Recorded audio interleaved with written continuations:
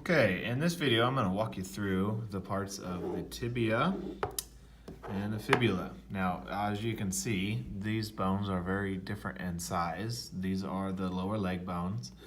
Tibia, which is always medial, is the lower leg bone that supports our body weight, which is why it has to be very big. There, on the side here, our lateral bone is the fibula, okay, which is much more slender and is more for kind of support. The two bones are pretty, well, I'll say this, the fibula of the two bones is much more simple.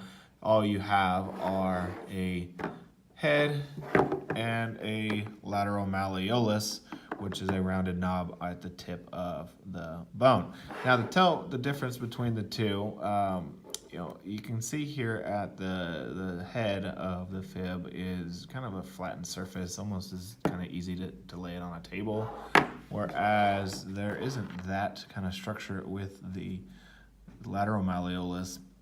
Instead, it kind of, and this is described this way in the book, is kind of an arrowhead shape.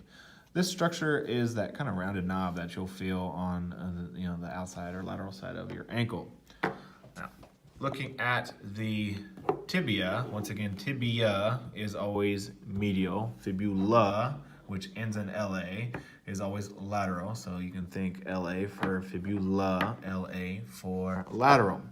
Okay, so a lot of structures to note on the tibia. The first thing you want to do is determine what's anterior and posterior, and that can be done by finding two structures on the anterior side that you won't find on the posterior side. First structure, just distal to kind of the structures used for forming the knee joint, is a rounded knob known as the tibial tuberosity. That's always the anterior, as is a very kind of sharp almost structure that runs down the length of the anterior side of the bone, and you can kind of see it if I turn it sideways like this. That's what a lot of times we'll call our shin, and the other names for it will be the anterior border or the tibial crest, or just crest. Okay?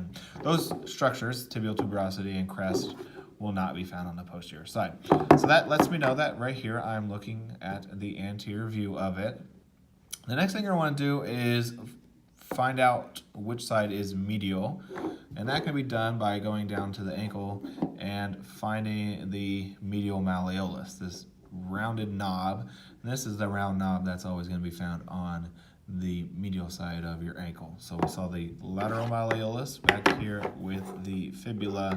Now we have the medial malleolus of the tibia. That's going to be helpful because if we follow from back there at the ankle back up to the end of, or the beginning of our bone, I should say, we have two kind of flat surfaces that are on the superior part of our tibia. Those are condyles, similar to the condyles that were found on the femur. We have a medial condyle and a lateral condyle. Now they're not kind of round like the femur condyles were. They're more flattened, and what sits on those is a meniscus for each that helps to absorb shock and prevent the condyles of the femur from really just slamming into the condyles of the tib. Okay, if I turn it like this, looking at the condyles from the side here, actually this was from the posterior side, we can see two upward projections coming up between the two condyles. Those upward projections are called, or structurally, they form what's called the intercondylar eminence. We learned just previously about the intercondylar fossa that was between the condyles. Remember, intercondylar, between the condyles, what that means. So these are projections pointing upwards, okay? So that lets us know we have medial, lateral condyles, intercondylar eminence. Now, once again, just like with the femur, we don't want to confuse the condyles with the epicondyles, which are on the sides. We've got a medial epicondyle that's just distal from the medial condyle. And then on the outside, lateral side, we can find the lateral epicondyle. Okay, so with the condyles, epis now. Okay, once again, big round bump On the anterior side, distal to the condyles, will be the tibial tuberosity.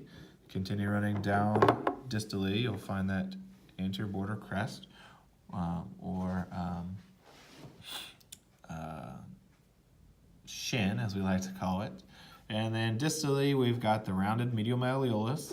And the last thing I want to point out is this notch that's on the opposite side from the medial malleolus, which is going to face the fibula, which is called the fibular notch. We call it such because that's where that fibula fits when we form what's called the distal tibio-fibular joint, okay, where those two joints, where those two bones meet to form a joint. So that's why it's called the fibular notch. It fits with the fibula. So those are the structures of the tib and the fib. Thanks.